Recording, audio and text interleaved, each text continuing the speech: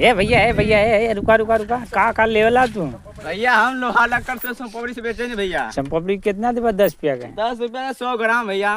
बस हाँ। आई के है तू आई ठेकेदार हम बढ़िया ठेकेदार हम। क्यों थी मतलब कि यही कबाड़ा का? हाँ। ये मरे तो कौन बहुत खतरनाक आदमी है। क्या भैया करूं?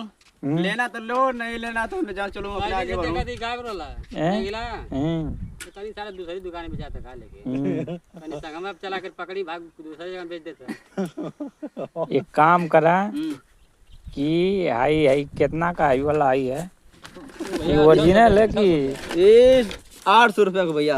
कर रुपया के लेके इला है? ये 10 रुपया 20 रुपया का 20 रुपया का 800 कम के दे भाई। ये मतलब ठगत हमर भाई कैसा नहीं है ये कबाड़ा वाला। क्या भैया आप क्या करते हो? 700 का मिलत भैया। देखो भैया ये सब कबाड़ा वाले बहुत हरामी है। किसी सीडी उडी पुराना रहते देने का नहीं, ये लोग जाके इसको नया माल का पैसा लेते हैं ये लोग।